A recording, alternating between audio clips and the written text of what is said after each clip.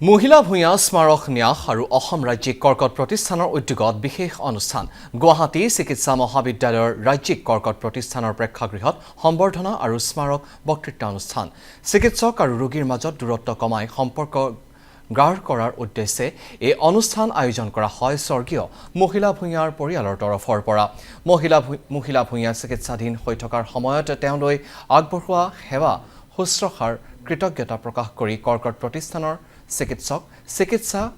কৰ্মীসকলক সম্বৰ্ধনা জনোৱা হয় চিকিৎসকৰ পৰা নাৰ্ছ সাফাই কৰ্মচাৰী সকলোকে কৃতজ্ঞতা জনায় মহিলা ভূঞাৰ পৰিয়ালে লখিমপুৰৰ নাৰায়ণপুৰৰ প্ৰয়াত ভূঞা বিশিষ্ট সাংবাদিক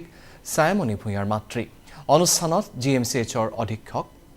দেৱজিৎ চৌধুৰী ডক্টৰ দীপেন খনিকৰ ডক্টৰ বৰ্ণালী দত্ত প্ৰমুখ্যে কেইবাগৰাকীও চিকিৎসক উপস্থিত থাকে গৰিমা শইকীয়া গাৰ্গ পামী বৰঠাকুৰৰ লগতে বিশিষ্ট সাংবাদিক প্ৰণয় বৰদলৈ প্ৰাঞ্জিত শইকীয়া উপস্থিত থাকে উক্ত অনুষ্ঠানত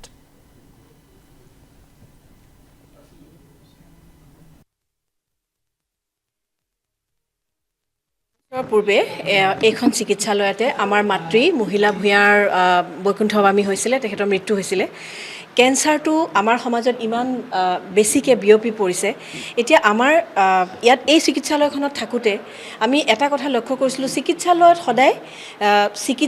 চিকিৎসাকৰ্মী আৰু হস্পিটেল আৰু পেচেণ্টৰ মাজত এটা সংঘাতৰ এটা বাতাবৰণহে প্ৰায় দেখা যায় কিন্তু ইয়াত এই হস্পিটেলখনত যেতিয়া মা আছিলে মই দ্বিতীয় এখন ঘৰ পাইছিলোঁ ডক্টৰ দেৱজিৎ চৌধুৰীৰ তেতিয়া ইয়াৰ ছুপাৰিণ্টেণ্ডেণ্ট আছিলে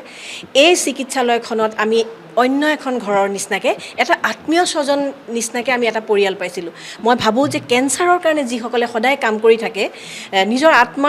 নিজৰ একো সম্পৰ্ক নথকাকৈ বেলেগ এগৰাকী পেচেণ্টক নাৰ্ছ যিখিনি cleaning staff ward boy ward girl চিকিৎসকসকলতো আছেই তেওঁলোকক যদি আমি সঁচাকৈ